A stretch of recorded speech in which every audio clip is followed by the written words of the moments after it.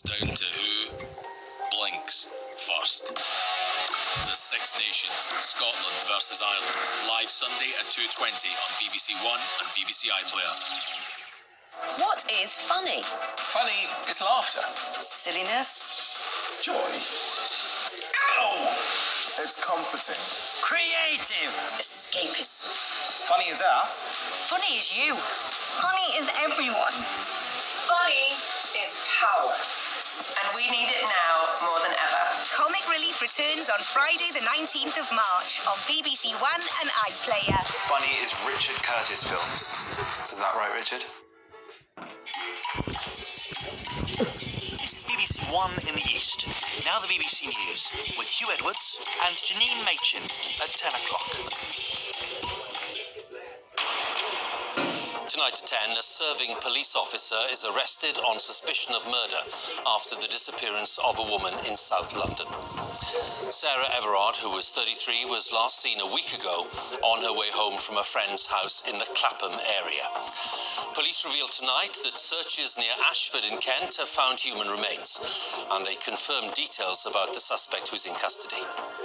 The news today that it was a Metropolitan Police officer who was arrested on suspicion of Sarah's murder has sent shockwaves and anger through the public and through the Met.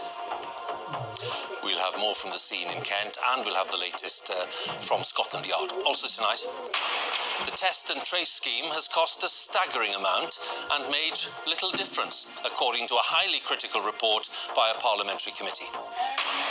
A new survey shows that on childcaring and homeschooling, women have carried a far heavier burden than men during the pandemic. Ghislaine Maxwell, accused of helping the convicted sex offender Jeffrey Epstein, is being held in jail in New York in degrading conditions, according to her brother. And in tonight's European football, Liverpool finally find some form to reach the Champions League quarter-finals. Here in the East tonight, ruining the return to school. Concerns that COVID tests could be causing confusion. And a coroner here urges the government to act now after the deaths of 5 women with anorexia.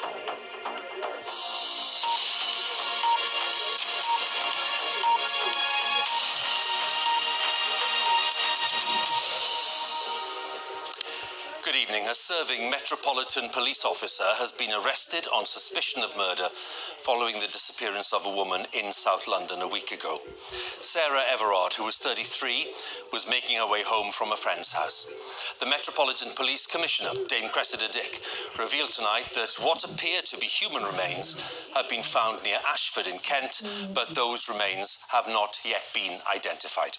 Dame Cressida said that the news that the man arrested was one of her officers had sent shockwaves and anger throughout the force. Let's have this report from our special correspondent, Lucy Manning. Sarah Everard, described by her family as amazing, lovely, fantastic. For a week, they clung on to hope she would be found alive. Off this beaten track, surrounded by woodland, police searched all day as one of their own colleagues sat in police custody on suspicion of her murder and kidnap. This evening, detectives and search teams investigating Sarah's disappearance have found, very sadly, what appears to be human remains. The discovery was made in an area of woodland in Ashford in Kent.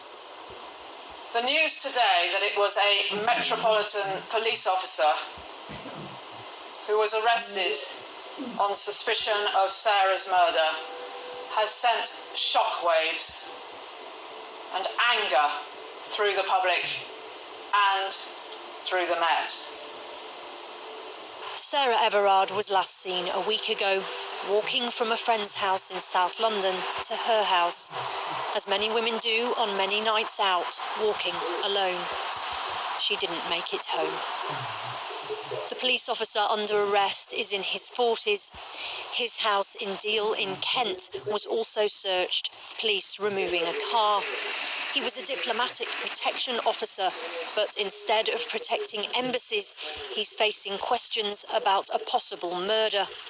A woman was also arrested on suspicion of assisting an offender. About 4 o'clock in the morning, I heard car doors banging because I just assumed it was like night workers. They, people going to bed, going to work. And then I just saw some activity with police down there. Sarah, a marketing executive, had been at her friend's house on Leithwaite Road, close to Clapham Common in South London. She left there at around 9 in the evening to return to her home in Brixton, an hour's walk away. Police believe she made her way across Clapham Common. This footage from a doorbell camera showed Sarah on Poinders Road at around 9:30. It's the last time she was seen. Her family still want people to come forward to help the police with anything they saw that night. The policeman arrested was, Scotland Yard said, off duty at the time of her disappearance, and it's not known if he was or wasn't connected in any way to Sarah.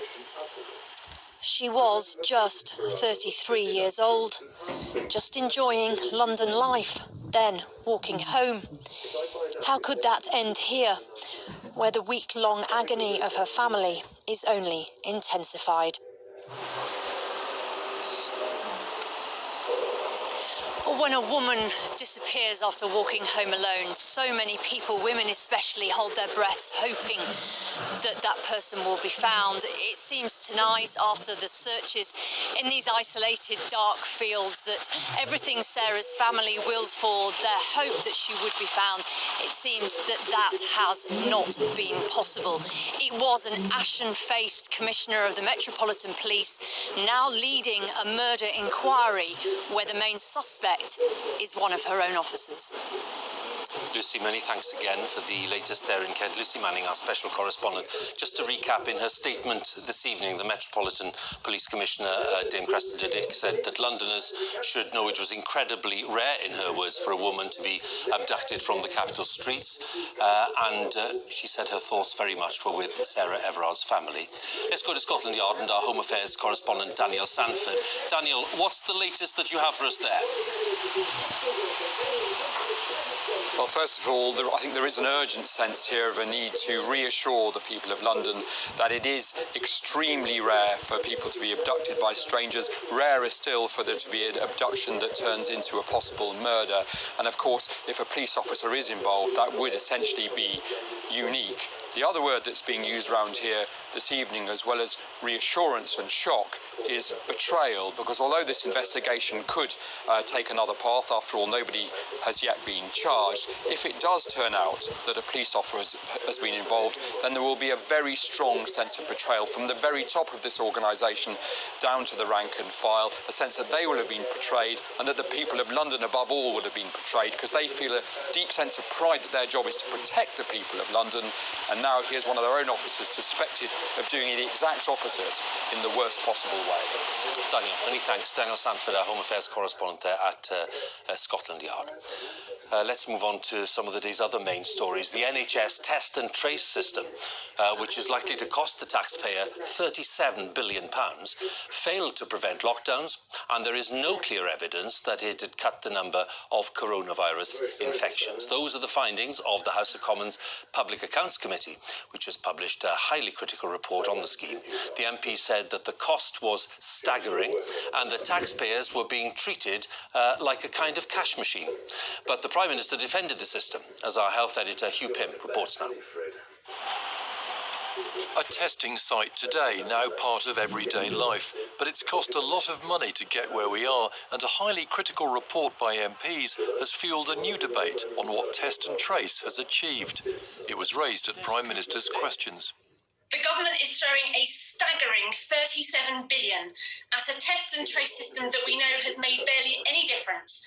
The Prime Minister defended its performance. It is thanks to NHS Test and Trace that we're able to send kids back to school and begin cautiously and irreversibly to reopen our economy and restart our lives. The £37 billion budget is over 2 years. The report says it isn't clear that's making a measurable difference. It says the system has too many expensive contractors, including private consultants. 2,500 were still on the books last month, with one paid more than £6,000 a day.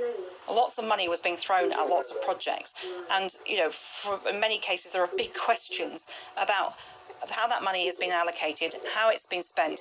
It's worth remembering that early on in the first wave there was nothing like this. The test and trace network had to be created from scratch.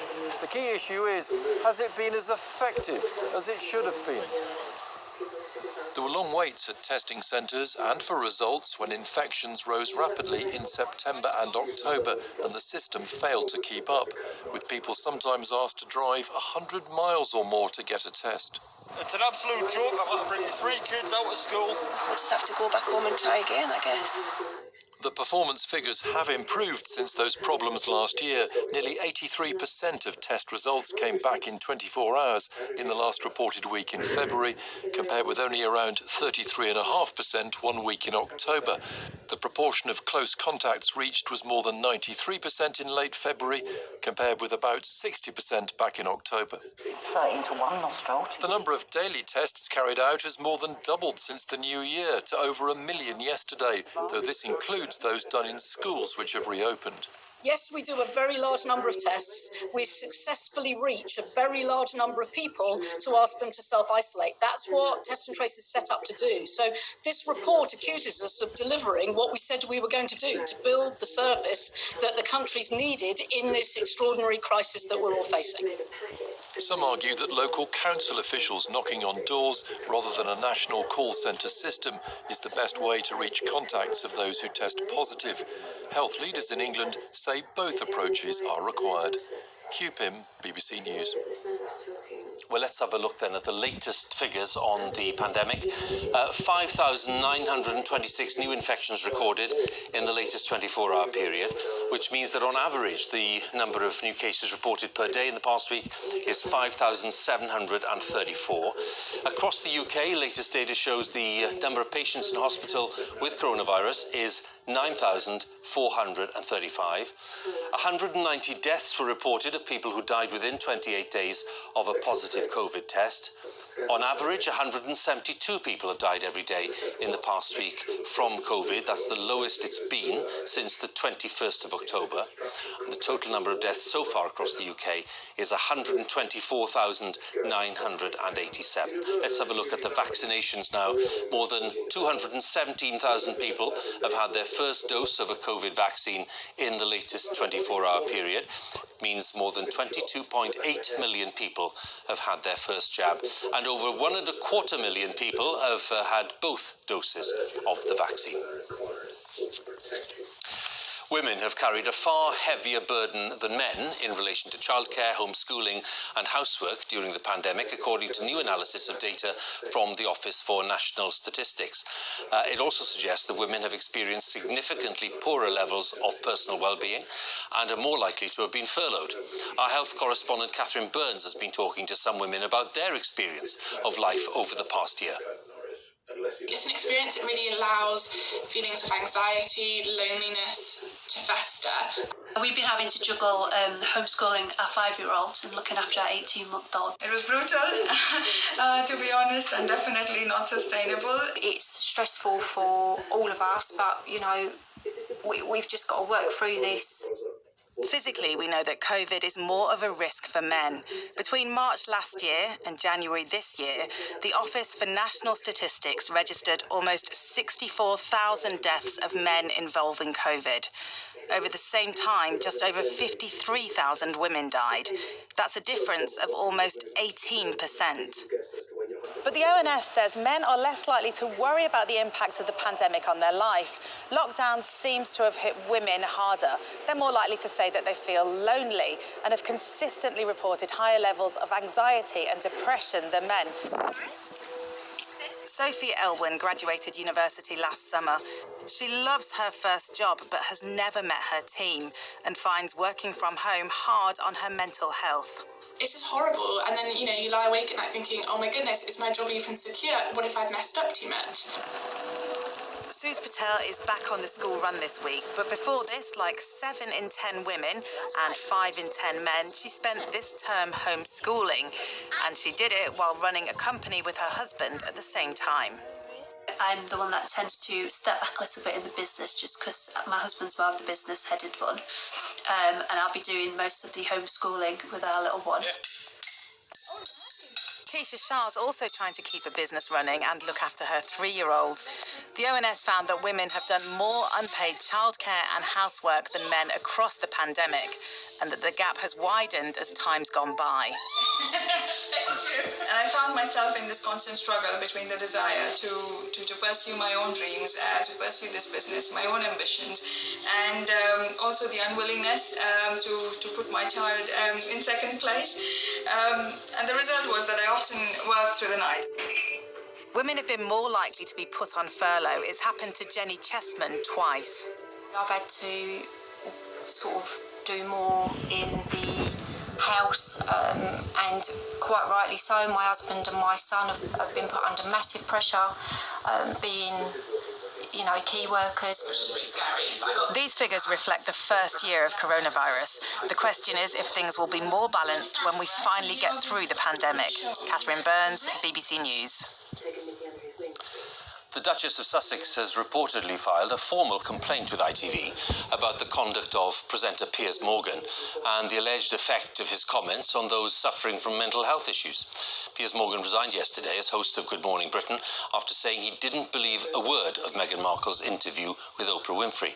Our media editor Amol Rajan has been looking at the way that Piers Morgan's brand of personality-led news is changing the media landscape.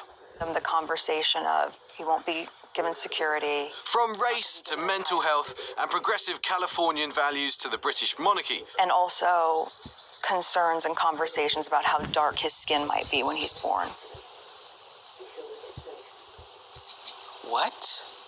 Every element of this story about Prince Harry and Meghan Markle is catnip for the frenzy and fury of today's culture wars, in which all of us are pitched against each other and expected to take a side.